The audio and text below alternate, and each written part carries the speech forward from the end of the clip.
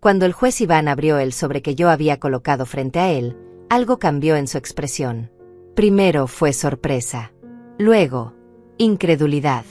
Y finalmente, comenzó a reír. Una risa contenida al principio, pero que fue creciendo hasta llenar toda la sala del tribunal. Mi hijo Mateus se puso rígido en su asiento. Isabella, mi nuera, apretó los labios hasta volverlos una línea fina y pálida. ¿De qué se ríe?, preguntó Mateus con voz temblorosa, perdiendo por primera vez esa máscara de seguridad que había mantenido durante todo el juicio. El juez levantó la vista del documento, me miró con algo que parecía respeto, y luego clavó sus ojos en mi hijo y en esa mujer que había convertido a mi único hijo en un extraño. Sonrió con ironía, con esa sonrisa que solo se usa cuando la justicia está a punto de cumplirse de la forma más perfecta posible. Karma, querido, dijo el juez con calma absoluta. Ustedes mismos cavaron su propia tumba. Pero para que entiendas cómo llegué hasta aquí, sentada en este tribunal viendo cómo la vida que construí estaba a punto de ser robada por las dos personas que más debían amarme, necesito volver un poco en el tiempo. Necesito contarte cómo una madre que lo dio todo terminó siendo vista como un estorbo. Como una empresa que levanté con mis propias manos, se convirtió en el botín de guerra de mi propia sangre. Todo comenzó hace 22 años, cuando Renato, mi esposo, el amor de mi vida, estaba sentado conmigo en nuestra pequeña cocina. La casa era modesta entonces. Teníamos una mesa de madera vieja, sillas desparejas, y una cafetera que hacía más ruido que café. Pero teníamos sueños. Sueños enormes que parecían imposibles para dos inmigrantes que apenas hablaban bien el idioma y que trabajaban turnos dobles solo para pagar el alquiler. Andrea, me dijo esa noche mientras sostenía mi mano sobre la mesa manchada de tinta, vamos a construir algo que dure más que nosotros. Algo que Mateus pueda heredar con orgullo. Tenía esa mirada brillante que siempre me hacía creer que todo era posible. Mateus era apenas un niño de 8 años entonces, durmiendo en el cuarto de al lado con su pijama desgastada y sus sueños de ser astronauta. Era inocente. Era puro. Era nuestro todo. Renato había trabajado durante años en construcción, aprendiendo cada detalle del negocio desde abajo. Yo llevaba las cuentas de 3 familias del vecindario para ganar algo extra. Ahorrábamos cada centavo. Cada maldito centavo. Y finalmente, después de 5 años de sacrificio, juntamos los $15,000 necesarios para el depósito de nuestro primer proyecto, una pequeña remodelación de una casa abandonada en las afueras de la ciudad. Si esto funciona, me dijo Renato con esa sonrisa que iluminaba hasta los días más grises, podremos darle a Mateus la vida que nunca tuvimos. Y funcionó. No porque tuviéramos suerte. No porque alguien nos regalara nada. Funcionó porque trabajamos 18 horas al día. Porque Renato aprendió a negociar con proveedores en un idioma que todavía se le trababa en la lengua. Porque yo aprendí a leer contratos hasta que me dolían los ojos. Porque nos negamos a rendirnos incluso cuando los bancos nos cerraban las puertas en la cara. La primera casa que renovamos la vendimos con una ganancia de $8,000. No era mucho, pero era nuestro. Era la prueba de que podíamos hacerlo. Reinvertimos cada centavo. Compramos otra propiedad. Luego otra. Y otra más. Mateus crecía viendo a su padre llegar a casa con las manos llenas de cal y polvo, pero siempre con una sonrisa. Viéndome a mí revisar números en esa mesa de la cocina hasta pasada la medianoche. Aprendiendo, o eso creía yo, que el valor de las cosas se mide en esfuerzo, no en apariencias. Mamá, cuando sea grande, voy a trabajar contigo y con papá, me decía Mateus mientras cenábamos los domingos. Vamos a ser los mejores. Y yo le creía. Le creía porque era mi hijo. Porque tenía los ojos de Renato y mi determinación. Porque pensaba que la sangre realmente significaba lealtad. Cuando Mateus tenía 15 años, ya teníamos una pequeña empresa.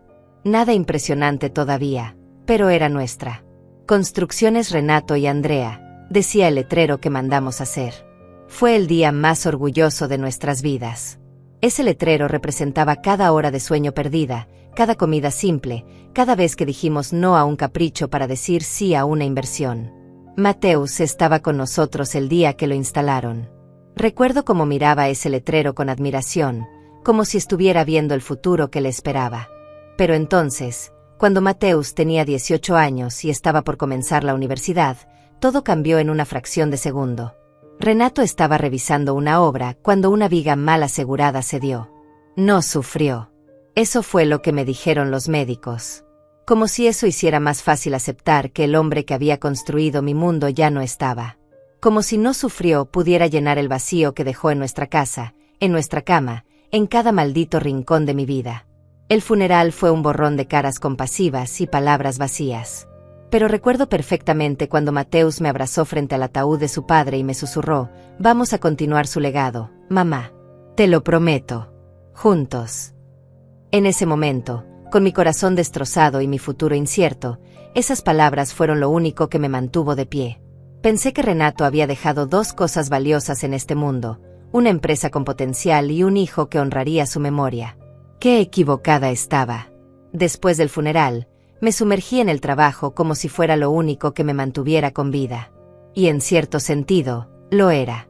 Cada mañana me levantaba a las 5, revisaba los contratos, llamaba a los proveedores, visitaba las obras. Renato me había enseñado todo, pero ahora tenía que aplicarlo sola, sin su consejo, sin su mano en mi hombro diciéndome: «Lo estás haciendo bien, mi amor».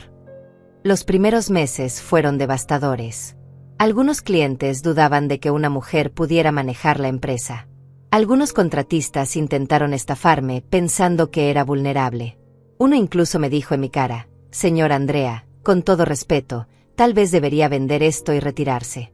Este no es mundo para mujeres solas». Le demostré lo equivocado que estaba. Terminé ese proyecto 2 semanas antes de lo previsto y $5,000 por debajo del presupuesto. Cuando le entregué las llaves al cliente, vi en sus ojos el mismo respeto que antes le daban a Renato. Y supe que podía hacerlo. No solo por mí, por Mateus. Por el futuro que su padre había soñado para él. Mateus estaba en la universidad estudiando administración de empresas. Lo llamaba cada noche para contarle sobre los proyectos, sobre los desafíos, sobre las victorias pequeñas que íbamos acumulando. «Estoy tan orgulloso de ti, mamá», me decía por teléfono. Y yo me dormía con esas palabras, sintiendo que todo el sacrificio valía la pena. Los fines de semana que venía a casa, lo llevaba a las obras. Le enseñaba lo que Renato me había enseñado a mí. Cómo leer el terreno, cómo negociar con firmeza pero con justicia, cómo tratar a los trabajadores con dignidad porque ellos eran la columna vertebral de todo. «Algún día todo esto será tuyo, hijo», le decía mientras caminábamos por una de nuestras construcciones. «Pero quiero que lo valores. Que entiendas que cada ladrillo aquí representa sudor, lágrimas y determinación». Él asentía con seriedad. Parecía entender. Parecía apreciar cada lección. Durante 3 años, la empresa creció de forma constante. Pasamos de tener 5 empleados a 22. De hacer remodelaciones pequeñas a construir casas completas. Abrimos una cuenta de ahorros que llegó a tener $150,000. Compré la casa donde Renato y yo habíamos soñado vivir algún día. Una propiedad hermosa con jardín, 3 habitaciones y espacio suficiente para que Mateus trajera a su futura familia. «Esta casa es tuya también», le dije el día que nos mudamos. «Siempre tendrás un lugar aquí». Pero entonces, en su último año de universidad, Mateus conoció a Isabella. Al principio parecía una chica normal. Bonita, educada, con esa sonrisa que mostraba dientes perfectos y ojos calculadores que yo aún no sabía leer. La primera vez que vino a cenar a casa, se sentó en nuestra mesa y miró alrededor con una expresión que no pude descifrar entonces. Ahora sé que era desdén. Estaba evaluando todo como si fuera una tasadora fría midiendo el valor de su futura inversión. «Señor Andrea, Mateus me ha contado mucho sobre usted», dijo con voz dulce mientras cortaba su carne con movimientos delicados y precisos. «Debe ser muy difícil manejar una empresa siendo mujer y a su edad». Tenía 23 años entonces. Yo 52. A mi edad sonaba como un insulto disfrazado de preocupación. Pero sonreí. Porque quería creer que mi hijo había elegido bien. Que esa chica lo haría feliz. «La edad te da experiencia, Isabella», respondí con calma. «Y la experiencia vale más que cualquier título universitario». Ella sonrió, pero no llegó a sus ojos. Mateus parecía embelesado con ella. La miraba como si fuera lo más precioso que había visto en su vida. Y yo, como madre, quería que fuera feliz. Así que guardé mis reservas. Ignoré esa voz pequeña en mi cabeza que me decía que algo no encajaba. Se casaron 6 meses después de graduarse. Fue una boda modesta pero elegante. Yo pagué todo. El salón, el catering, las flores color lavanda que Isabella insistió en tener porque representaban sofisticación. Gasté $28,000 en ese día. No me importó. Era mi único hijo. Mi única familia. Y si gastar ese dinero lo hacía feliz, valía cada centavo. Durante la ceremonia, cuando los vi intercambiar votos, lloré. Lloré porque Renato no estaba ahí para ver a su hijo convertirse en hombre. Lloré porque sentí que estaba perdiendo a Mateus de alguna forma que no podía explicar. Y lloré porque, en el fondo de mi corazón, ya sabía que Isabella no era quien pretendía ser. La luna de miel fue a Europa. 2 semanas recorriendo ciudades que yo nunca había visto. Mateus me enviaba fotos, ellos frente a la Torre Eiffel, comiendo pasta en Roma, caminando por las calles de Barcelona. En cada foto, Isabella lucía radiante. Mateus lucía diferente, como si ya estuviera siendo moldeado en algo que no reconocía. Cuando regresaron, les ofrecí que vivieran en mi casa mientras ahorraban para la suya. Hay espacio de sobra, les dije. Y así Mateus puede aprender más sobre la empresa trabajando de cerca conmigo. Isabella aceptó con una sonrisa que ahora se era pura estrategia. Se mudaron a la habitación de invitados. La primera semana fue tolerable. La segunda, incómoda. Para la tercera, ya había establecido reglas no dichas en mi propia casa. Reorganizó mi cocina sin preguntar. Cambió los muebles de lugar porque se veían muy anticuados. Empezó a cocinar platos elaborados y caros, y luego comentaba frente a Mateus: «Es una lástima que tu madre solo sepa hacer comida tan simple». Lo decía con tono casual, como quien comenta el clima. Pero el veneno estaba ahí. Mateus comenzó a trabajar en la empresa oficialmente. Le di el título de gerente de operaciones. Un salario de $70,000 al año. Acceso a todas las cuentas. Confianza total. Porque era mi hijo. Porque había prometido continuar el legado de su padre. Los primeros meses trabajó bien. Llegaba temprano, revisaba las obras, trataba bien a los empleados. Yo estaba orgullosa. Pensaba que finalmente estábamos construyendo juntos lo que Renato había soñado. Pero Isabella comenzó a plantar semillas. Sutilmente. Durante las cenas, comentaba: «Mateus, cariño, deberías tener más autoridad en la empresa. Después de todo, tienes un título universitario. Tu madre solo tiene experiencia. Oh, ¿no crees que sería momento de modernizar las cosas? Tu madre está muy aferrada a métodos antiguos». Al principio, Mateus la defendía. «Mamá sabe lo que hace, Isabella». Pero con el tiempo, esas defensas se fueron debilitando. Los comentarios de Isabella se volvieron más frecuentes, más directos. Y Mateus comenzó a asentir en lugar de contradecirla. 1 año después de la boda, Isabella quedó embarazada. Pensé que eso suavizaría las cosas, que la maternidad la haría más humana. Me equivoqué de nuevo. El embarazo de Isabella fue como una obra de teatro donde ella era la estrella indiscutible y todos los demás éramos el público obligado a aplaudir. Cada náusea era un drama épico. Cada antojo, una emergencia nacional.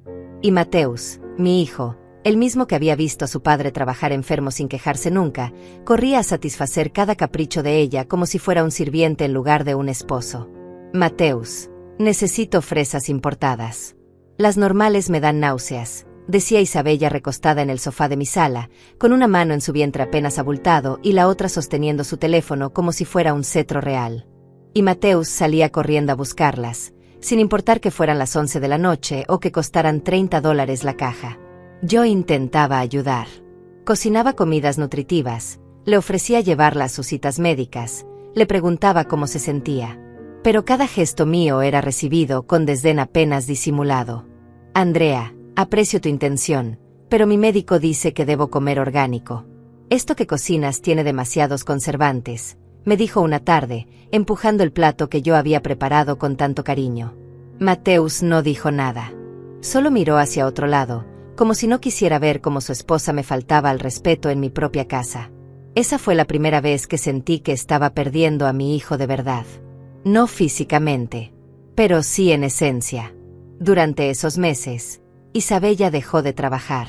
Había sido asistente administrativa en una oficina pequeña, pero ahora decía que el embarazo era demasiado delicado para estresarse con trabajos innecesarios.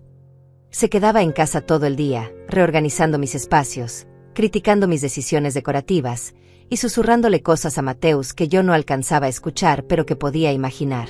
Tu madre es muy controladora, la escuché decir una noche cuando pensaban que yo ya estaba dormida. No te deja tomar decisiones reales en la empresa. Siempre tiene la última palabra.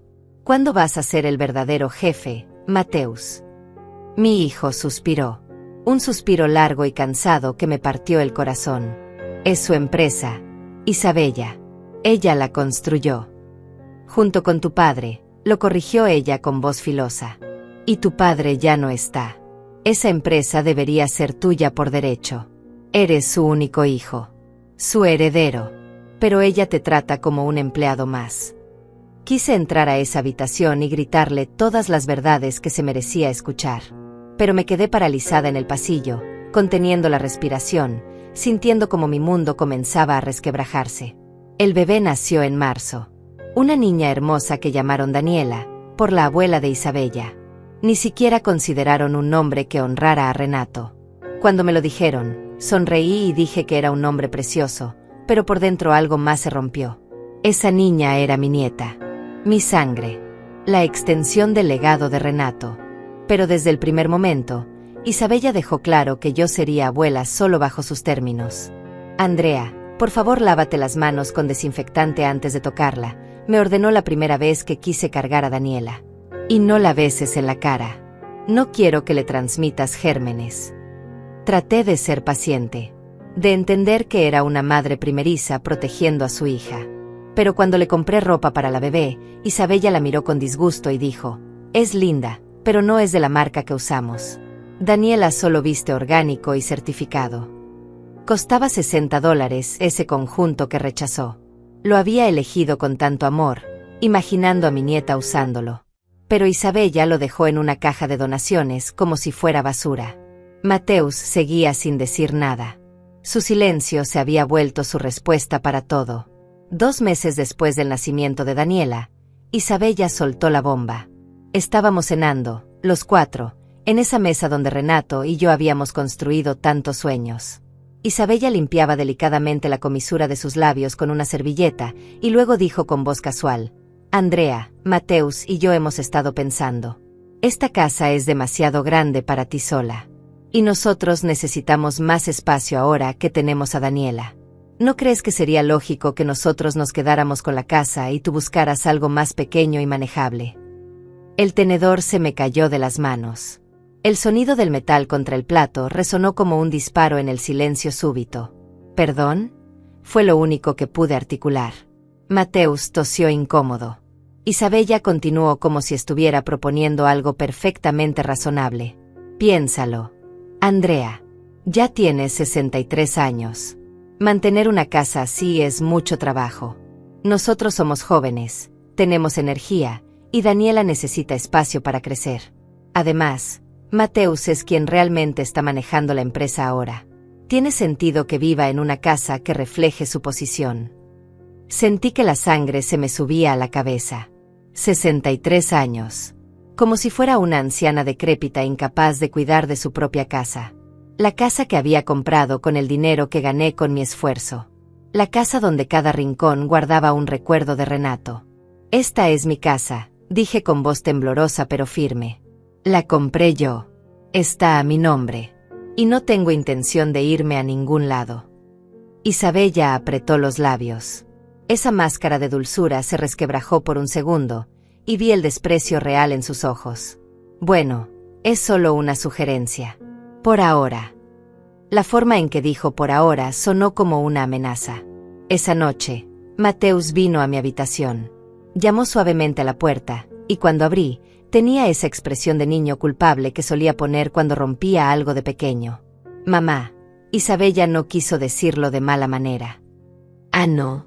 ¿De qué manera lo quiso decir entonces? Le pregunté cruzándome de brazos. Mateus suspiró. Es que, bueno, ella tiene razón en algunas cosas. Esta casa es grande. Y nosotros sí necesitamos más espacio. Entonces búsquenlo. Compren su propia casa.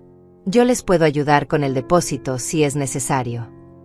Con el depósito, repitió él con una risa amarga que no le conocía. Mamá, yo debería ser dueño de la mitad de la empresa. Papá la construyó tanto como tú. Pero todo está a tu nombre. Todo. Ahí estaba. El verdadero problema. El veneno que Isabella había estado inyectando gota a gota durante 3 años finalmente había hecho efecto completo. Mateus, dije intentando mantener la calma, tu padre y yo construimos esa empresa juntos, es cierto. Pero cuando él murió, yo fui quien la mantuvo viva. Quien trabajó día y noche para que no se hundiera. Quien arriesgó todo. Y lo hice por ti. Para que algún día pudieras heredar algo sólido, no ruinas. Pero ese algún día, ¿cuándo va a llegar, mamá? ¿Cuándo tengas 80? ¿90?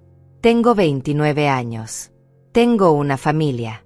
Necesito construir mi propio patrimonio ahora, no esperar a que tú decidas que ya es momento. Cada palabra era una puñalada. Este no era mi hijo hablando. Era Isabella usando su boca. Si necesitas más responsabilidad en la empresa, podemos hablarlo. Si necesitas un aumento, lo consideramos. Pero la empresa no está en venta, Mateus. Y esta casa tampoco. Se quedó mirándome por un largo momento. Luego negó con la cabeza, con esa expresión de decepción que me destrozó. Isabella tenía razón. Eres egoísta. Solo piensas en ti. Y salió de mi habitación dejándome temblando de rabia y dolor. Esa noche lloré por primera vez desde el funeral de Renato. Lloré porque me di cuenta de que había perdido a mi hijo a manos de una mujer que solo veía dólares donde debía haber amor. Las semanas siguientes fueron un infierno silencioso. Isabella y Mateus apenas me hablaban. Cuando lo hacían, era con esa cortesía fría y formal que se usa con extraños molestos. Dejaron de cenar conmigo. Dejaron de incluirme en los planes con Daniela. Me convertí en una inquilina incómoda en mi propia casa. En la empresa, las cosas empeoraron también. Mateus comenzó a tomar decisiones sin consultarme. Contrató a 2 personas nuevas sin mi aprobación. Cambió proveedores con los que teníamos años trabajando por otros más baratos y menos confiables. Cuando lo confronté, me dijo, soy el gerente de operaciones, mamá. Estas decisiones son parte de mi trabajo. Pero yo sigo siendo la dueña, le recordé. Y las decisiones importantes se consultan conmigo. Se rió. Una risa seca y desagradable. ¿Sabes cuál es el problema, mamá? Que nunca vas a soltar el control. Vas a aferrarte a esa empresa hasta que se te caiga de las manos muertas. Esas palabras resonaron en mi cabeza durante días. Manos muertas. Como si ya estuviera en mi tumba. Como si mi existencia fuera solo un obstáculo molesto entre él y lo que creía que merecía. Fue en julio de ese año cuando descubrí la primera mentira real. Estaba revisando los estados de cuenta de la empresa, algo que hacía religiosamente cada mes, cuando noté una transferencia extraña. $50,000 habían salido de la cuenta principal hacia una cuenta que no reconocía. El concepto decía consultoría externa. Llamé a Mateus a mi oficina. Entró con esa actitud defensiva que había adoptado en los últimos meses, con los brazos cruzados y la mandíbula tensa. ¿Qué es esto?, le pregunté señalando el extracto bancario. Ni siquiera miró el papel. Es exactamente lo que dice. Contraté a un consultor para analizar nuestras operaciones y proponer mejoras. ¿Un consultor de $50,000? Sin consultarme. Ya te lo dije, mamá. Soy el gerente. Tomo decisiones operativas. O confías en mí o no confías. Quiero el nombre del consultor y los informes que justifiquen ese pago, le dije manteniendo la voz firme, aunque por dentro sentía que algo estaba muy mal. Mateus sonrió con suficiencia. Los tendrás. Eventualmente. Y salió de mi oficina dejándome con un mal presentimiento que me carcomía las entrañas. Esa noche, cuando todos dormían, bajé a mi estudio y comencé a revisar cada documento, cada registro, cada transacción de los últimos 6 meses. Lo que encontré me quitó el sueño para siempre. Había más transferencias. Pagos a empresas que no existían cuando investigué sus nombres en Internet. Facturas por servicios nunca prestados. Gastos inflados. Mateus estaba desviando dinero de la empresa sistemáticamente. No eran cantidades enormes cada vez, pero sumadas llegaban a casi $200,000. Mi propio hijo me estaba robando. Y lo peor de todo es que lo estaba haciendo con mi firma falsificada en varios documentos. Sentí que el piso se abría bajo mis pies. ¿Cómo había llegado a esto? ¿Cómo el niño que había criado, el hijo de Renato, se había convertido en esto? Pasé 3 días revisando todo, verificando cada dato, asegurándome de que no era un error o un malentendido. Pero no lo era. Era fraude. Era traición. Era mi hijo destruyendo todo lo que su padre y yo habíamos construido. Cuando finalmente lo confronté, ya no estábamos solos. Isabella estaba con él. Como siempre. Como la sombra oscura que lo había convertido en alguien irreconocible. Mateus, necesito que me expliques esto, dije colocando los documentos sobre la mesa del comedor. Todas estas transferencias. Estas facturas falsas. ¿Qué está pasando? Esperaba vergüenza. Esperaba negación. Esperaba al menos algo de culpa en sus ojos. Pero lo que vi fue frialdad absoluta. Has estado espiándome. No es espiar revisar las cuentas de mi empresa, respondí elevando la voz por primera vez en meses. ¿Tu empresa? Isabella se rió. Una risa aguda y desagradable. Esa es exactamente la actitud que nos tiene hartos. Andrea. Tu empresa. Tu casa. Tu dinero. Todo es tuyo. Pero Mateus trabaja tanto como tú. Merece lo que está tomando. ¿Tomando? ¿Así le llamas al robo ahora? Mateus se puso de pie bruscamente, tirando la silla hacia atrás. Su rostro estaba rojo de rabia. No es robo tomar lo que me pertenece. Papá construyó esa empresa tanto como tú. Ese dinero es mi herencia. Tu padre murió hace 11 años, Mateus. Y yo mantuve esa empresa viva. Yo la hice crecer. Tú entraste hace 3 años con un título universitario y 0 experiencia. Yo te di un puesto, un salario generoso, oportunidades. ¿Y así me pagas? Robándome. No te estoy robando, escupió las palabras con veneno. Estoy tomando lo que debiste darme hace años. Si fueras una madre decente, ya me habrías traspasado la empresa. Pero no. Tienes que aferrarte a todo como una vieja amargada que no puede aceptar que ya no sirve para nada. El silencio que siguió fue ensordecedor. Podía escuchar mi propio corazón rompiéndose en 1000 pedazos. Isabella sonrió satisfecha, como si finalmente hubiera ganado una batalla que llevaba años peleando. Así se habla, amor, le dijo a Mateus acariciándole el brazo. Ya era hora de que le dijeras la verdad. Me quedé mirando a mi hijo, buscando algún rastro del niño que había sido, del joven que me había abrazado en el funeral de su padre, prometiendo continuar su legado. Pero ese niño había muerto, y en su lugar había un extraño que me odiaba por no entregarle todo en bandeja de plata. Quiero que salgan de mi casa, dije con voz quebrada pero firme. Ahora. Isabella se rió de nuevo. ¿Tu casa? Andrea, cariño, déjame explicarte algo. Nosotros no vamos a ningún lado. Tú eres la que va a irse. Y vas a transferirnos la empresa voluntariamente. Porque si no lo haces, vamos a demostrar legalmente que ya no eres apta para manejarla. Disculpa. Lo que escuchaste, Mateus se cruzó de brazos con esa arrogancia nueva que había desarrollado. Tenemos documentación de errores que has cometido en los últimos meses. Decisiones financieras cuestionables. Confusión con números. Olvidos frecuentes. Sentí que la habitación daba vueltas. Estás mintiendo. No he cometido ningún error. ¿Ah, no? Isabella sacó su teléfono y comenzó a deslizar la pantalla. Entonces explícame por qué firmaste un contrato duplicado con el proveedor de materiales el mes pasado. ¿O por qué autorizaste un pago 2 veces a la misma empresa? ¿O por qué olvidaste 3 reuniones importantes con clientes? Cada palabra era una acusación cuidadosamente construida. Y entonces entendí. Habían estado preparando esto. documentando errores que probablemente ellos mismos habían fabricado, creando un expediente falso para declararme incompetente.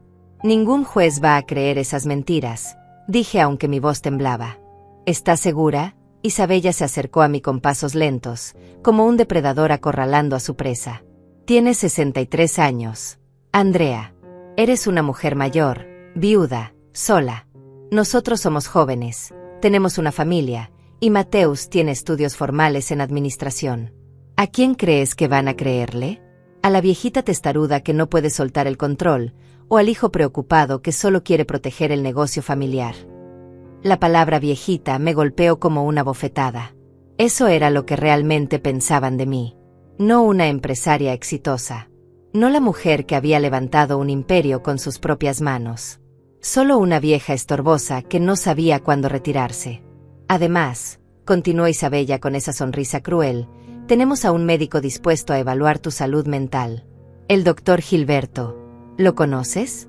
Es amigo de mi padre. Muy respetado. Y está preocupado por los signos tempranos de demencia que Mateus le ha descrito. Esto es increíble, susurré sintiendo cómo se me llenaban los ojos de lágrimas. ¿Hasta dónde están dispuestos a llegar? Hasta donde sea necesario, respondió Mateus sin una pizca de emoción. Esto no tiene que ser difícil, mamá. Firma los papeles. Transfiérenos la empresa y la casa. Y te daremos una pensión mensual de $3,000 para que vivas cómodamente en algún apartamento pequeño. Es más de lo que muchas personas tienen a tu edad.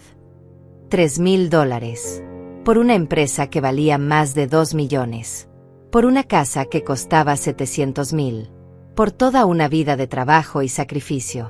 ¿Y si no firmo? ¿Qué? ¿Van a llevarme a juicio? ¿Van a declararme demente? Si es necesario. Isabella se encogió de hombros con indiferencia. O puedes hacer esto de la manera fácil. La decisión es tuya. Me quedé ahí parada, temblando de rabia e impotencia, viendo cómo estas dos personas que debían amarme me despojaban de todo sin el menor remordimiento. Mateus, mi único hijo, la razón por la que había soportado años de soledad y trabajo duro, me miraba como si fuera basura que había que desechar. Salgan de mi vista, les dije con la poca dignidad que me quedaba. Ahora. Salieron riéndose. Los escuché subir las escaleras, escuché cómo cerraban la puerta de su habitación, escuché cómo celebraban su victoria anticipada. Y me quedé sola en esa sala, en esa casa que había comprado con mis sueños, sintiendo que me habían arrancado el corazón del pecho. Pero esa noche, mientras lloraba en mi habitación, tomé una decisión. No iba a ser su víctima.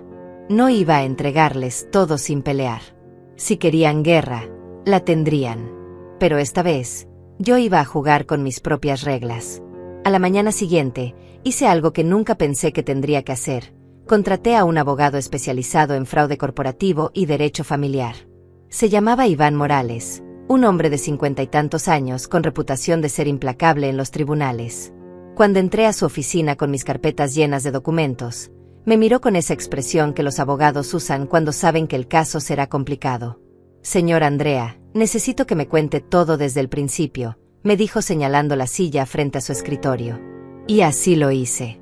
Le conté sobre Renato, sobre cómo construimos la empresa, sobre la muerte de mi esposo y cómo mantuve todo funcionando. Le conté sobre Mateus, sobre Isabella, sobre las manipulaciones graduales que me llevaron a este punto. Le mostré los documentos financieros, las transferencias fraudulentas, las facturas falsas. Esto es fraude claro, dijo el abogado Morales después de revisar todo durante casi 2 horas. Pero necesito preguntarle algo importante. Andrea, ¿está preparada para lo que viene? Porque si procedemos con esto, va a tener que enfrentar a su hijo en un tribunal. Va a tener que testificar contra él. Va a ser doloroso. Me quedé en silencio por un momento, pensando en el niño que Mateus había sido. En los abrazos, en las promesas, en los sueños que habíamos compartido. Pero ese niño ya no existía. Y la persona en la que se había convertido estaba destruyendo todo lo que su padre y yo habíamos amado. Estoy preparada, respondí con firmeza. Mi esposo no trabajó hasta matarse para que nuestro hijo destruyera su legado. Haga lo que tenga que hacer. El abogado Morales asintió con respeto. Bien.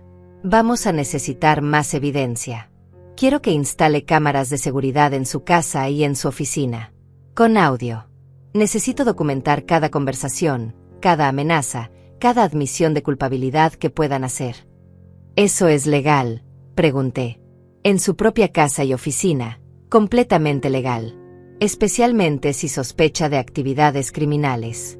Lo que su hijo está haciendo no es solo inmoral, Andrea. Es un delito federal. Podría ir a prisión. La idea de Mateusz en prisión me revolvió el estómago. Pero entonces recordé su rostro lleno de desprecio, sus palabras crueles, la forma en que me llamó vieja amargada que no sirve para nada. Y sentí que mi corazón se endurecía. Durante las siguientes 3 semanas, seguí las instrucciones del abogado al pie de la letra. Contraté a una empresa de seguridad que instaló cámaras discretas en las áreas comunes de la casa y en mi oficina. Pequeños dispositivos que parecían detectores de humo o relojes decorativos. Nadie sospechó nada. Y comencé a documentar todo. Cada comentario despectivo de Isabella. Cada decisión financiera cuestionable de Mateusz. Cada conversación donde planeaban sus próximos movimientos. El abogado Morales tenía razón. Cuando las personas creen que han ganado, se vuelven descuidadas. Isabella y Mateusz hablaban abiertamente sobre sus planes, convencidos de que yo era una vieja derrotada que pronto firmaría lo que ellos quisieran.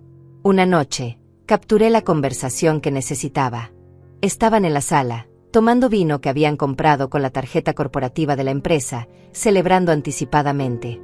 En 2 meses, todo esto será nuestro, decía Isabella recostada en mi sofá con sus zapatos sobre mi mesa de centro. La vieja no tiene opciones. O firma voluntariamente o la declaramos incompetente. De cualquier forma, ganamos. ¿Y si se resiste?, preguntó Mateusz. Su voz sonaba ligeramente preocupada, como si todavía quedara algo de conciencia en algún rincón oscuro de su alma. No puede resistirse, Isabella se rió.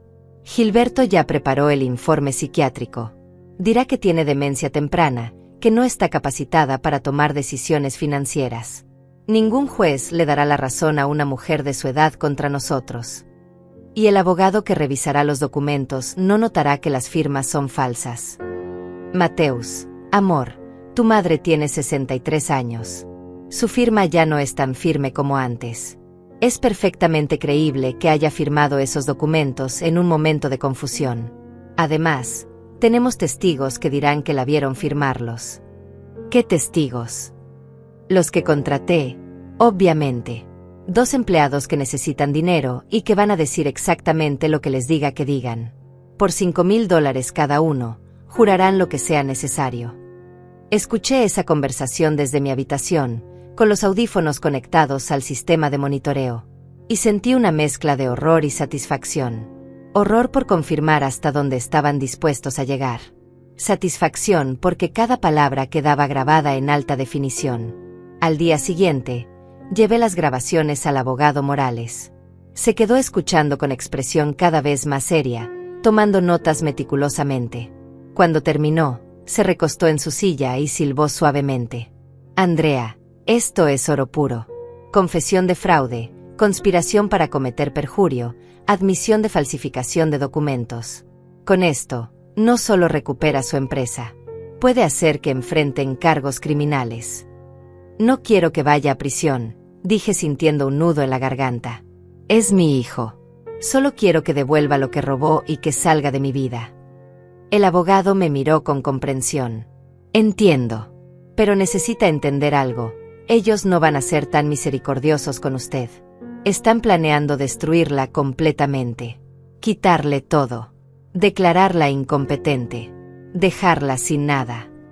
Tenía razón. Y lo sabía. Pero seguía siendo mi hijo. El niño que había cargado en brazos, que había consolado después de pesadillas, que había criado con todo el amor que una madre puede dar. Proceda con el caso, finalmente dije. Pero démosles una oportunidad de retractarse. Una última oportunidad de hacer lo correcto. El abogado Morales asintió. Como usted diga. Pero prepárese para lo peor. Porque cuando la avaricia se apodera de las personas, el amor familiar es lo primero que desaparece. Una semana después, el abogado envió una carta formal a Mateusz. En ella, Detallaba todas las irregularidades financieras encontradas, exigía la devolución inmediata de los fondos desviados y advertía que de no haber una respuesta satisfactoria en 10 días, se procedería legalmente. La reacción fue inmediata y violenta.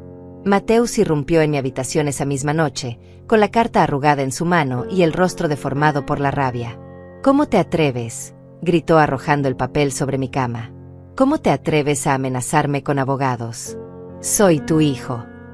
«Un hijo que me está robando», respondí manteniendo la voz firme aunque por dentro temblaba. «Un hijo que planea declararme demente para quedarse con todo lo que trabajé. Porque es mío por derecho. Papá lo hubiera querido así. Tu padre hubiera querido que fueras un hombre honesto, que trabajaras duro, que respetaras lo que él y yo construimos, no que lo destruyeras por avaricia». Isabella apareció en la puerta, con Daniela en brazos. Usó a mi nieta como escudo, sabiendo que me dolería verla en medio de este conflicto. «Andrea, creo que estás cometiendo un gran error», dijo con voz suave pero amenazante. «Si llevas esto a tribunales, vamos a tener que defendernos.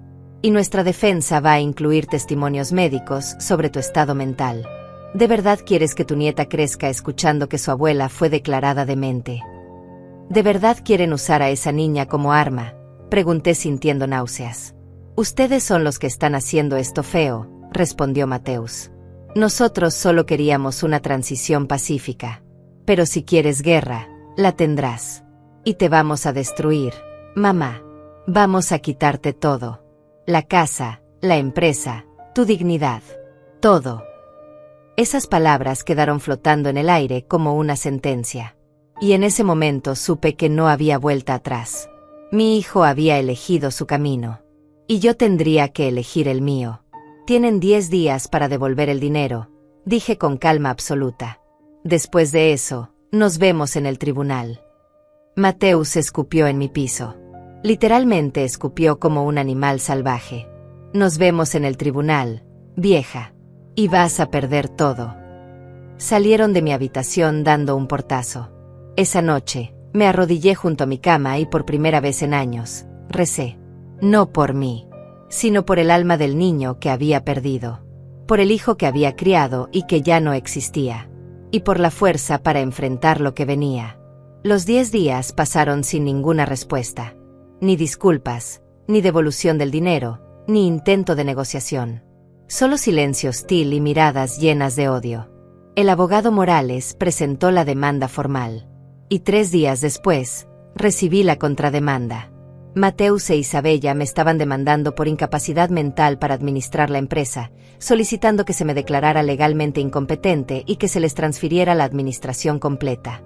Adjuntaban el informe del doctor Gilberto, lleno de diagnósticos falsos y observaciones inventadas.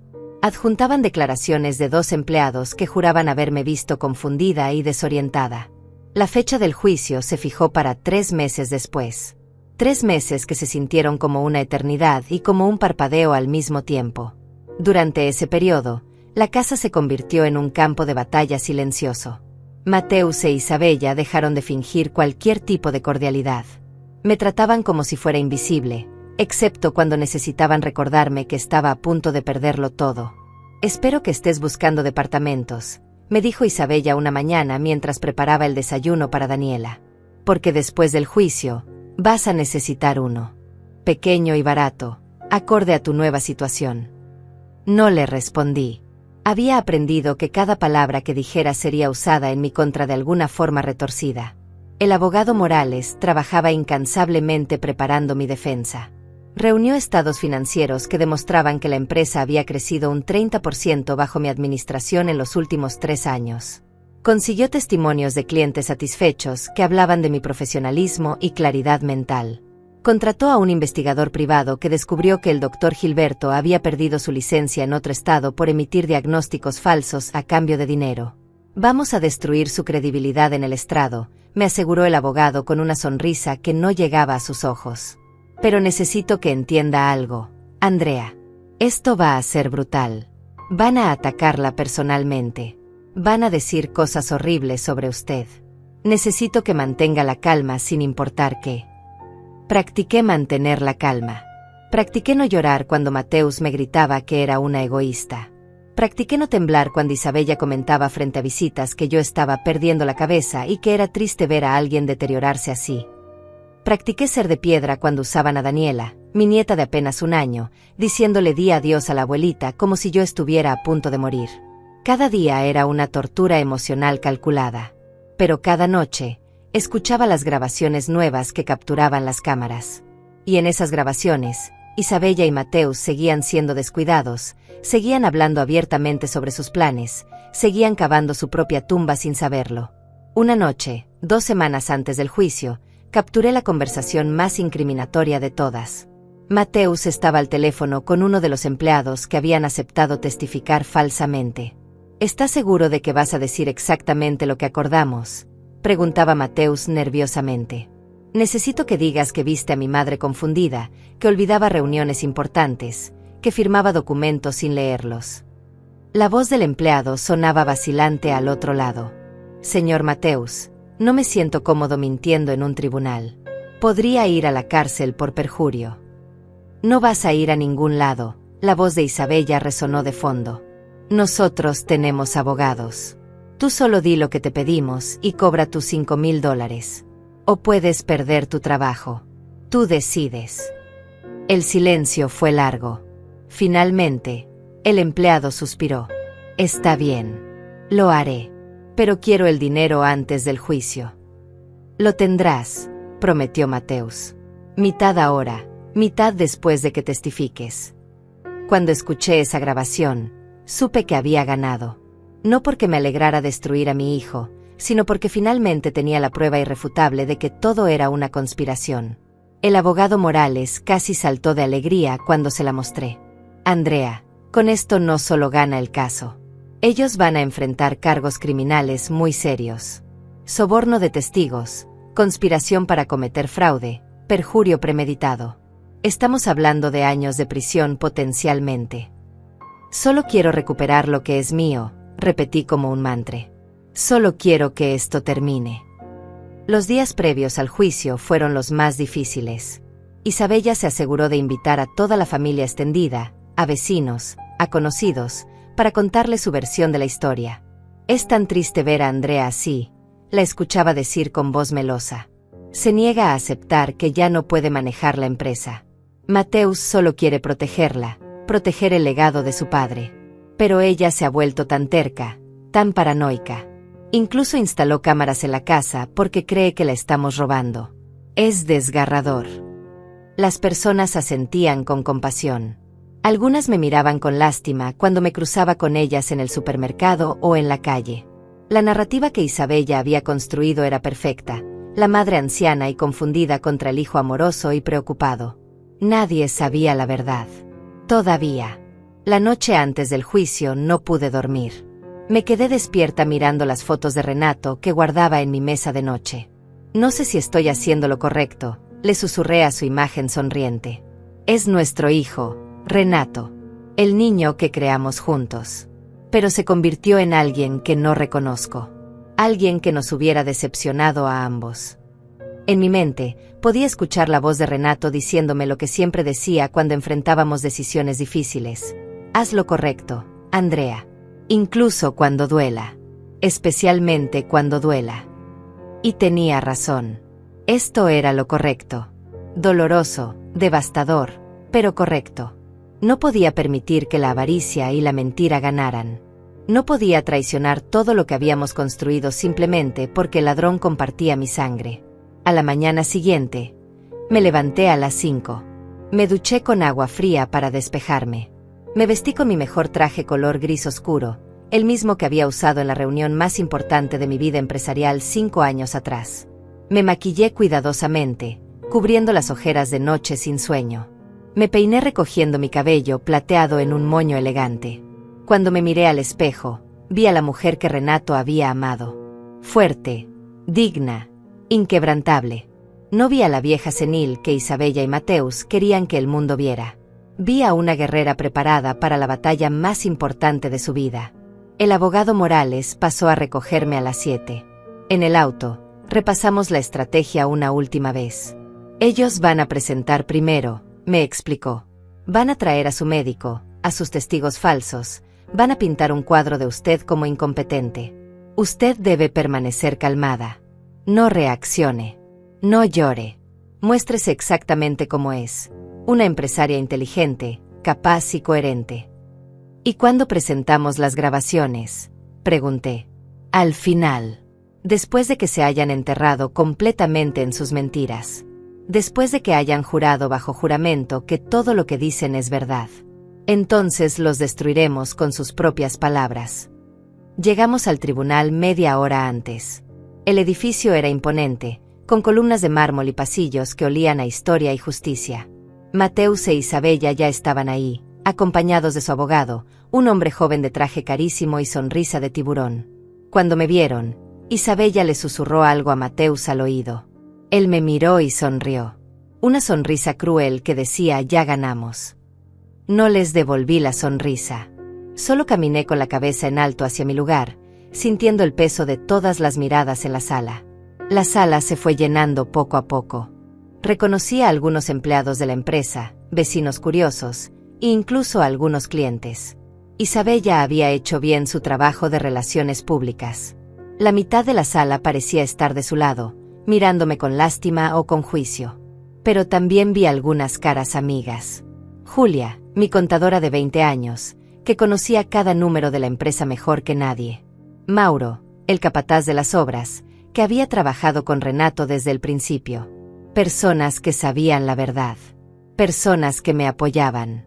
A las 9 en punto, el alguacil pidió que todos se pusieran de pie. Con ustedes, el honorable juez Iván Márquez, anunció con voz potente. Y ahí estaba él. El juez. El hombre que decidiría mi destino. Era de unos 60 años, con cabello completamente plateado y una expresión seria pero no cruel. Se sentó en su estrado, ajustó sus lentes, y miró hacia ambos lados de la sala. Estamos aquí para el caso Mateus Contreras vs. Andrea Contreras, comenzó con voz clara.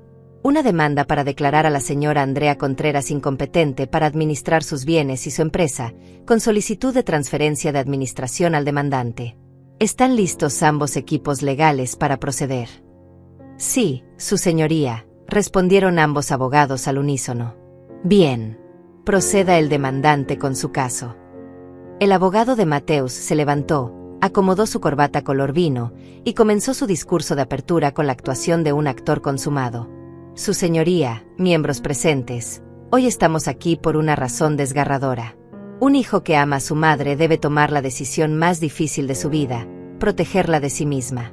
Andrea Contreras fue, en su momento, una empresaria capaz. Pero los años no pasan en vano. Y lamentablemente, la señora Contreras está mostrando signos claros de deterioro cognitivo.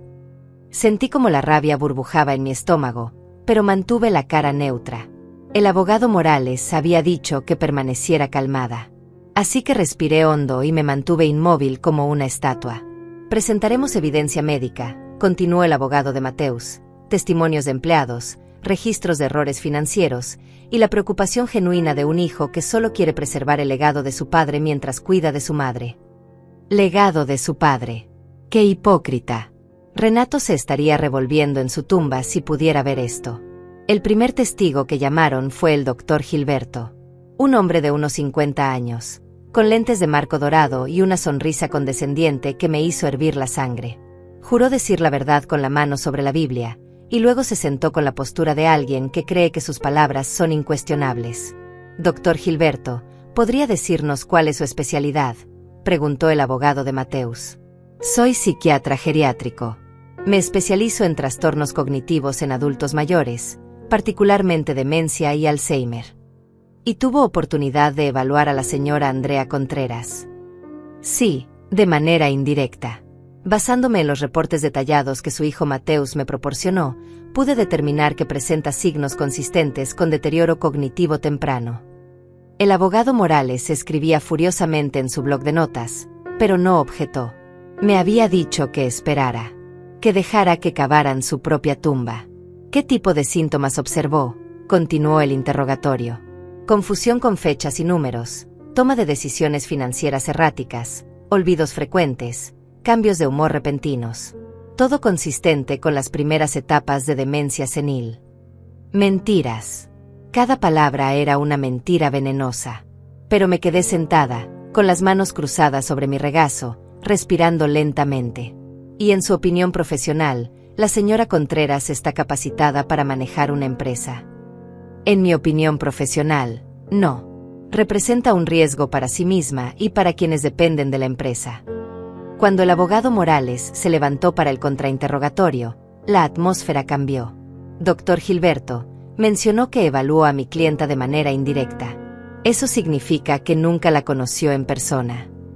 El doctor dudó por un segundo. Correcto, pero los reportes de su hijo fueron muy detallados. ¿Sabe usted que evaluar a un paciente sin conocerlo personalmente viola los estándares éticos de su profesión? Bueno, en circunstancias especiales. ¿Sabe que perdió su licencia en el estado de Nevada en el 2018 por emitir diagnósticos falsos a cambio de compensación económica? El silencio en la sala fue absoluto. El doctor Gilberto se puso pálido. Eso fue un malentendido que se resolvió. ¿Un malentendido? Tengo aquí la resolución oficial. Dice claramente que se le revocó la licencia por conducta no ética. ¿Cuánto le pagaron por este diagnóstico, doctor? Objeción, gritó el abogado de Mateus. Es especulación. Retiro la pregunta, dijo el abogado Morales con una sonrisa. No hay más preguntas para este testigo. El doctor Gilberto salió del estrado sudando, con la credibilidad destruida. Vi cómo Mateus e Isabella intercambiaban miradas nerviosas. El primer pilar de su caso acababa de derrumbarse. Luego llamaron a los dos empleados. Uno por uno, repitieron sus líneas ensayadas. Que me habían visto confundida. Que había firmado documentos sin leerlos. Que olvidaba reuniones importantes. Hablaban con voz temblorosa, evitando mi mirada. Cuando el abogado Morales los interrogó, se desmoronaron como castillos de arena. ¿Cuánto le pagaron por este testimonio?, preguntó directamente. Nadie me pagó nada, mintió el primero, pero su voz quebrándose lo delató. ¿Estás seguro? Porque tengo evidencia de una transferencia de $2,500 de la cuenta de Mateus Contreras a la suya hace exactamente una semana. El empleado tragó saliva audiblemente. El segundo empleado ni siquiera pudo mantener la mentira bajo presión. $5,000, admitió finalmente con voz apenas audible. Me prometieron 5,000 si decía lo que ellos querían. El murmullo en la sala fue como el zumbido de un enjambre de abejas. El juez golpeó su mazo pidiendo orden. Isabella había perdido toda compostura en su rostro. Mateus miraba al piso como si quisiera que se lo tragara. Finalmente, llamaron a Mateus al estrado. Mi hijo. Mi único hijo. Juró decir la verdad y se sentó con esa expresión de víctima que había perfeccionado. Mateus, ¿por qué iniciaste este proceso legal contra tu madre?, preguntó su abogado con voz suave. Porque la amo. Porque no quiero ver cómo destruye todo lo que mi padre construyó. Ella ya no es la misma. Ha cambiado. Toma decisiones irracionales. Gasta dinero en cosas innecesarias. ¿Puedes darnos ejemplos? El mes pasado gastó $30,000 en renovar la oficina cuando no era necesario. Contrató a 3 empleados nuevos sin consultarme, inflando los gastos operativos.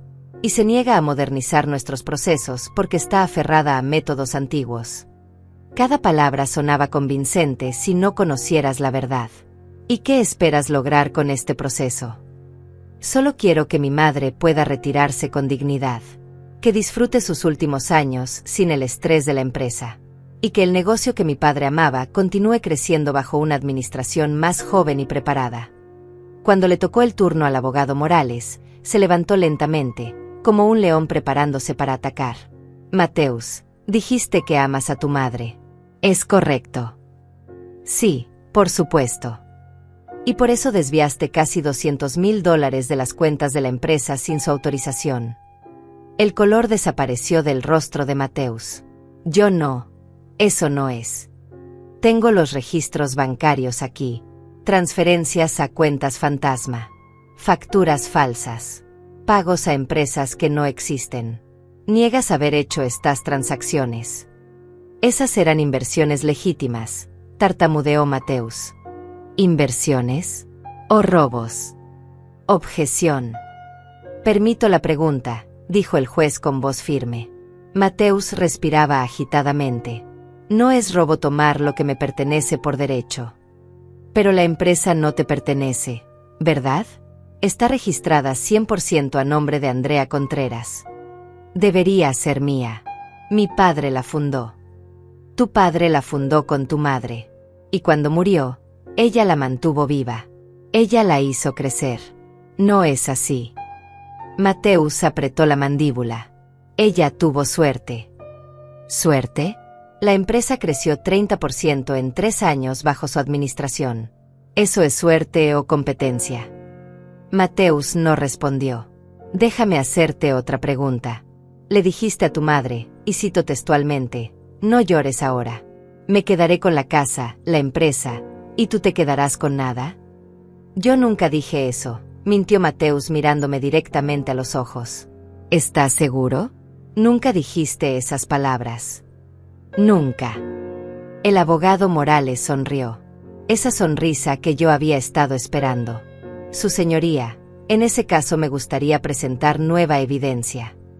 El abogado Morales caminó hacia su maletín y sacó un sobremanila grueso. El silencio en la sala era tan denso que podía escucharse mi propio corazón latiendo. Mateus se había puesto rígido en el estrado. Isabella estaba inclinada hacia adelante en su asiento, con los nudillos blancos de apretar el borde de la mesa. Su señoría, comenzó el abogado Morales con voz clara, durante los últimos 3 meses, mi clienta ha documentado sistemáticamente conversaciones que demuestran que este caso no es sobre preocupación filial. Es sobre fraude, conspiración y extorsión. Entregó el sobre al juez Iván, quien lo abrió con expresión seria. Dentro había transcripciones de las grabaciones, capturas de pantalla de transferencias bancarias, y un dispositivo USB con las grabaciones completas. Objeción, su señoría. El abogado de Mateus se levantó precipitadamente. Esta evidencia no fue presentada durante el descubrimiento. No puede ser admitida. Fue obtenida legalmente en propiedad privada de mi clienta, respondió el abogado Morales. Y se relaciona directamente con el testimonio bajo juramento que acabamos de escuchar. El señor Contreras acaba de cometer perjurio al negar haber dicho ciertas palabras. Esta evidencia lo demuestra. El juez revisó los documentos durante lo que pareció una eternidad. Finalmente levantó la vista. Voy a permitir la evidencia. Proceda. El abogado Morales conectó el dispositivo al sistema de audio de la sala. Lo que van a escuchar es una conversación grabada en la casa de la señora Andrea Contreras, 3 días antes de que se presentara esta demanda. El primer audio comenzó a reproducirse. Era mi voz, temblorosa pero clara, confrontando a Mateus sobre las transferencias fraudulentas. Y luego su respuesta, esa que había negado segundos atrás. No llores ahora, mamá. Me quedaré con la casa. Me quedaré con la empresa. Y tú te quedarás con nada. El silencio que siguió fue absoluto. Todas las miradas se clavaron en Mateus, cuyo rostro había pasado del blanco al rojo intenso. ¿Esa es tu voz, Mateus?, preguntó el juez directamente. Mateus abrió la boca, pero no salió ningún sonido. Responda la pregunta, insistió el juez con tono severo. Sí, admitió finalmente con voz apenas audible. Pero estaba enojado. Ella me había acusado injustamente. Hay más, interrumpió el abogado Morales. Reprodujo la segunda grabación. La conversación entre Mateus e Isabella, planeando cómo usar testigos falsos. La voz de Isabella era inconfundible. Por $5,000 cada uno, jurarán lo que sea necesario. El murmullo en la sala se convirtió en exclamaciones abiertas. El juez tuvo que golpear su mazo 3 veces para restaurar el orden. Isabella se había puesto de pie, con el rostro descompuesto. Esas grabaciones son ilegales. Es invasión de privacidad. Fueron realizadas en propiedad privada de mi clienta, repitió el abogado Morales. Completamente legales. Y hay más. Reprodujo la tercera grabación. Isabella diciendo, la vieja no tiene opciones. O firma voluntariamente o la declaramos incompetente. De cualquier forma, ganamos. Luego la cuarta, Mateus hablando con el empleado sobre el pago de $5,000 por testimonio falso. Y finalmente, la más devastadora, Isabella riéndose y diciendo, Gilberto ya preparó el informe psiquiátrico falso. Dirá que tiene demencia. Ningún juez le dará la razón a una mujer de su edad contra nosotros. Cuando el último audio terminó, el silencio era sepulcral. El juez Iván miraba a Mateus e Isabella con una expresión que mezclaba incredulidad y disgusto. Su señoría, dijo el abogado de Mateus intentando recuperarse, estas grabaciones fueron obtenidas sin consentimiento. En propiedad privada de la señora Contreras, interrumpió el juez. Ya lo establecimos. Y lo que acabo de escuchar no es solo moralmente reprobable. Es criminal. Se volvió hacia Mateus, que seguía en el estrado pareciendo un animal acorralado. Señor Contreras, ¿tiene algo que decir en su defensa? Mateus me miró entonces. Por primera vez en meses, realmente me miró. Y en sus ojos vi algo que podría haber sido arrepentimiento, o tal vez solo terror por las consecuencias. Yo solo quería lo que me correspondía, dijo con voz quebrada.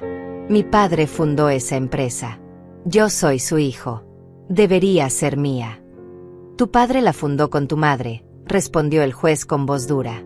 Y según los documentos que he revisado, cuando tu padre murió, esa empresa estaba valorada en $350,000. Hoy vale más de 2 millones. ¿Quién crees que creó ese valor? ¿El fantasma de tu padre o la mujer que trabajó día y noche durante 11 años? Mateus no tenía respuesta. El juez se recostó en su silla y comenzó a revisar todos los documentos frente a él. Pasaron 5 minutos. 10. 15. Nadie se atrevía a hablar. Finalmente, el juez levantó la vista y su mirada se posó en mí. Señora Contreras, quisiera decir algo antes de que emita mi decisión. Me puse de pie lentamente. Mis piernas temblaban, pero mi voz salió firme. Su señoría, solo quiero decir que durante 30 años construí una vida con el hombre que amaba. Cuando él murió, pensé que mi mundo había terminado. Pero seguí adelante por mi hijo. Porque creí que honraría la memoria de su padre. Trabajé hasta el agotamiento para darle un futuro. Y lo que recibí a cambio fue traición, robo y humillación. Hice una pausa, sintiendo como las lágrimas amenazaban con salir, pero las contuve. No busco venganza. Solo quiero recuperar lo que me pertenece, lo que gané con mi esfuerzo. Y quiero que se haga justicia. El juez asintió lentamente. Señora Contreras, puede sentarse. Me senté, sintiendo todas las miradas sobre mí. El juez juntó sus manos bajo su barbilla, pensativo. En mis 30 años en el sistema judicial, comenzó, he visto muchos casos desagradables. Pero pocos me han disgustado tanto como este. Lo que acabamos de presenciar no es un hijo preocupado por su madre. Es un caso flagrante de codicia, manipulación y fraude. Se volvió hacia Mateus e Isabella. Ustedes dos fabricaron evidencia médica.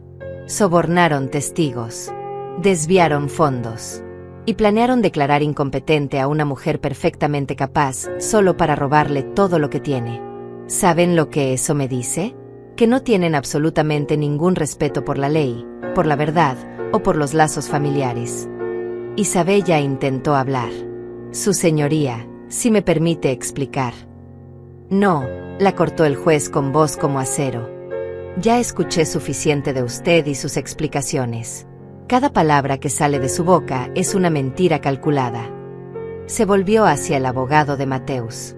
Le sugiero que aconseje a sus clientes que permanezcan en silencio, porque cada palabra adicional solo empeorará su situación. El abogado asintió nerviosamente y le susurró algo a Mateus, quien había comenzado a temblar visiblemente. El juez Iván abrió el sobre que le había entregado el abogado Morales y comenzó a leer las transcripciones completas de las grabaciones. Su expresión se volvía más severa con cada página. Finalmente, cerró la carpeta y miró directamente a Mateus. Señor Contreras, en algún momento de su vida, su madre le enseñó sobre honestidad, trabajo duro y respeto. Claramente, usted decidió ignorar todas esas lecciones. Mateus agachó la cabeza, incapaz de sostener la mirada del juez. Y señora Isabella, continuó el juez, usted no solo manipuló a su esposo para que traicionara a su propia madre. Usted orquestó este fraude completo. Las grabaciones lo dejan perfectamente claro. Isabella había comenzado a llorar, pero eran lágrimas de pánico, no de remordimiento. Su señoría, tengo una hija pequeña, suplicó. Por favor, piense en ella. Debió pensar en su hija antes de conspirar para cometer múltiples delitos, respondió el juez sin una pizca de compasión. Los niños merecen padres que les enseñen valores, no codicia. Se volvió hacia todo el tribunal. He escuchado suficiente. Estoy listo para emitir mi veredicto. El silencio era absoluto. Hasta la respiración parecía haberse detenido en la sala. En el caso de Mateus Contreras versus Andrea Contreras, comenzó el juez con voz potente. Encuentro que no solo la demanda carece de mérito, sino que fue presentada con intención maliciosa y fraudulenta. El juez continuó con voz firme y clara que resonaba en cada rincón de la sala.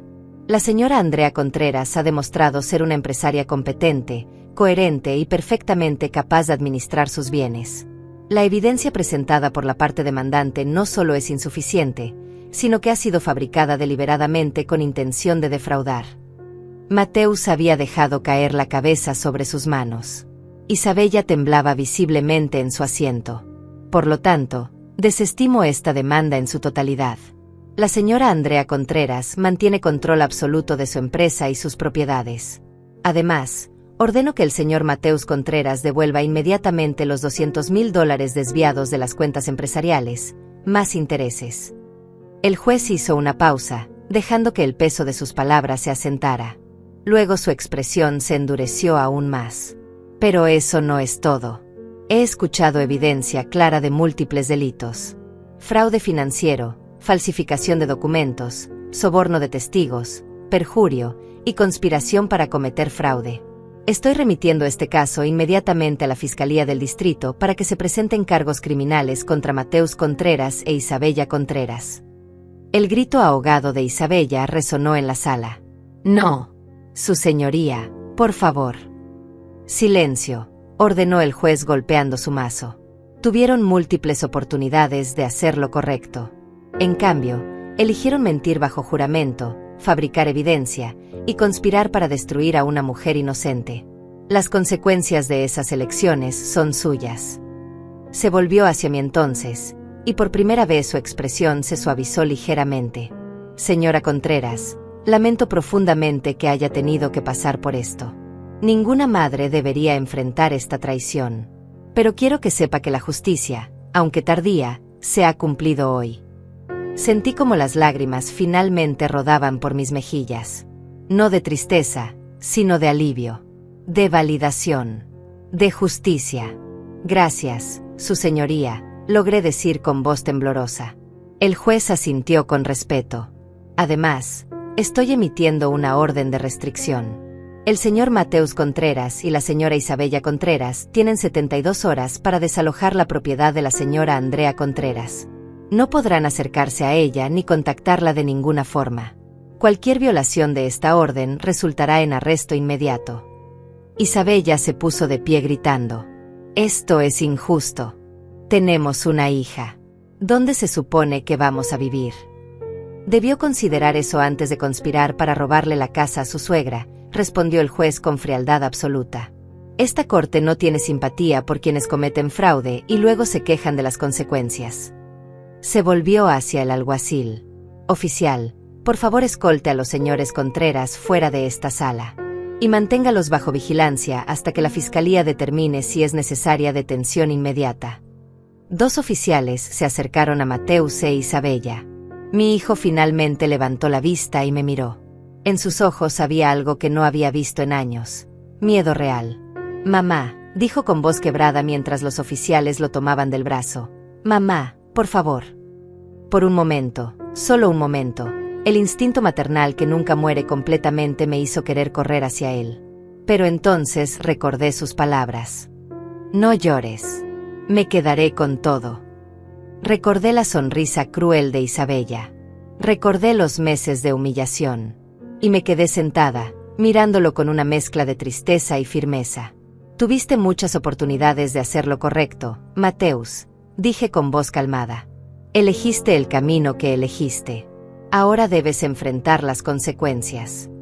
Los oficiales se los llevaron mientras Isabella seguía gritando sobre la injusticia, sobre su hija, sobre cómo esto arruinaría sus vidas.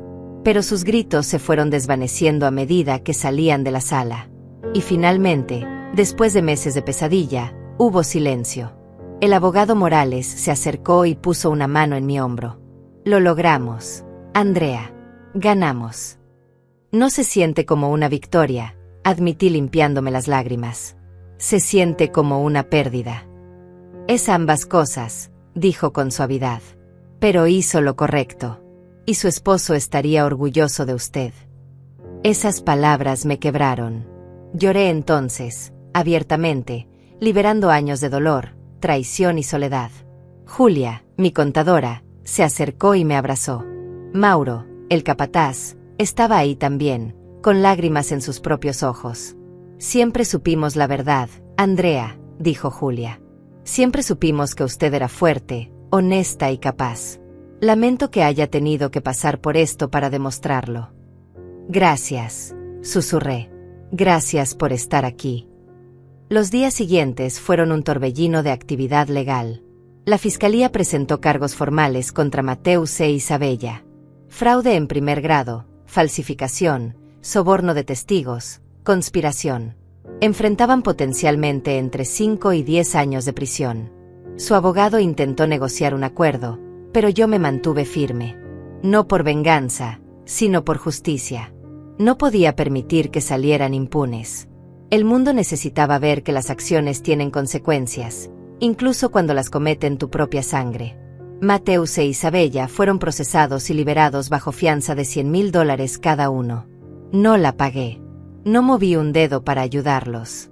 Tuvieron que vender el auto de lujo que Isabella amaba tanto. Fue una pequeña ironía que no pasó desapercibida.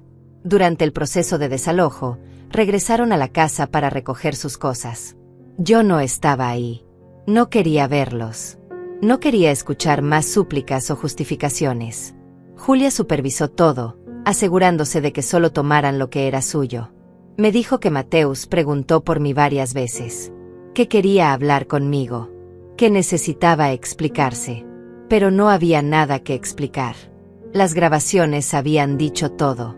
Cuando finalmente regresé a mi casa, 3 días después, se sentía diferente. Más vacía físicamente, pero más liviana emocionalmente. Ya no había tensión en el aire.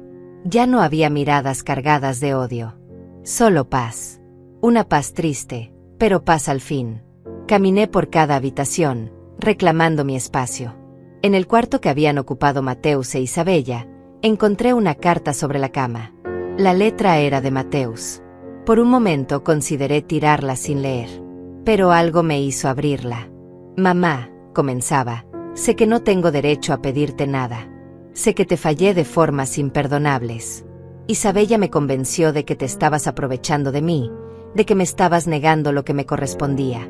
Pero ahora veo que fui yo quien se dejó cegar por la codicia. No espero tu perdón. Solo quiero que sepas que una parte de mí, la parte que todavía recuerda ser tu hijo, lo lamenta. Cuida a Daniela si alguna vez tienes oportunidad. Ella no tiene culpa de nada de esto. No firmó la carta. No puso con amor ni ninguna despedida. Solo terminaba ahí, abrupta como nuestra relación ahora. Doblé la carta y la guardé en un cajón. Tal vez algún día la leería de nuevo. Tal vez no. 6 meses después, el juicio criminal terminó. Mateus aceptó un acuerdo de culpabilidad y fue sentenciado a 3 años de prisión con posibilidad de libertad condicional después de 18 meses. Isabella, quien había sido identificada como la arquitecta principal del fraude, recibió 5 años sin posibilidad de reducción. Daniela quedó bajo custodia temporal de los padres de Isabella. Intenté contactarlos para solicitar visitas con mi nieta, pero me dejaron claro que no era bienvenida. Usted metió a nuestro yerno en prisión, me dijo la madre de Isabella por teléfono. Destrozó a nuestra familia. Yo no destruí nada, respondí con calma. Ellos tomaron sus decisiones. Yo solo me defendí. Colgó sin despedirse. Y así perdí también a mi nieta. Ese dolor nunca desaparecerá completamente. Pero la vida continuó. Retomé el control total de mi empresa. Implementé los cambios que Mateus había sugerido que realmente tenían sentido, porque aunque era un ladrón, algunas de sus ideas eran válidas. Contraté a un gerente nuevo, un joven llamado Iván, hijo de un viejo amigo de Renato, que trabajaba con honestidad y respeto. La empresa creció otro 20% ese año. Establecí un fondo de becas en nombre de Renato para hijos de trabajadores de la construcción que quisieran estudiar. Doné $100,000 a organizaciones que ayudan a adultos mayores víctimas de abuso financiero por parte de familiares. Porque descubrí que mi historia no era única. Que había miles de padres siendo despojados por hijos codiciosos. Y lentamente, muy lentamente, comencé a sanar. No del todo. Nunca completamente. Pero lo suficiente para volver a dormir por las noches. Lo suficiente para volver a sonreír cuando miraba fotos de Renato. Lo suficiente para entender que había hecho lo correcto, aunque doliera. Una tarde, mientras revisaba papeles en mi oficina, encontré una foto vieja. Renato, Mateus de 8 años, y yo en la obra de nuestra primera casa. Todos sonriendo, llenos de esperanza y sueños. Acaricié la foto con ternura, sintiendo el peso del tiempo y las decisiones. Hice lo correcto, ¿verdad? Le susurré a la imagen de Renato. Y en mi corazón, sentí su respuesta. Siempre la misma. Haz lo correcto, Andrea. Incluso cuando duela. Porque al final, aprendí algo que me tomó 65 años entender completamente. El amor verdadero no se hereda con la sangre. Se construye día a día, con presencia, con respeto, con lealtad. Mi hijo compartía mi sangre, pero fueron otras personas, Julia, Mauro, el abogado Morales, quienes demostraron ser mi verdadera familia. Ellos se quedaron cuando fue difícil. Ellos me apoyaron cuando estaba rota. Y aunque perdí a mi hijo en el proceso de salvarme a mí misma, gané algo más valioso, mi dignidad. Nadie puede quitarte eso a menos que tú lo permitas. Y yo decidí no permitirlo. Esa fue mi victoria real. No el dinero recuperado ni la empresa salvada, sino mantenerme fiel a los valores que Renato y yo construimos juntos. Ese fue el verdadero karma. Ellos cavaron su propia tumba con sus mentiras. Y yo me mantuve de pie con mi verdad.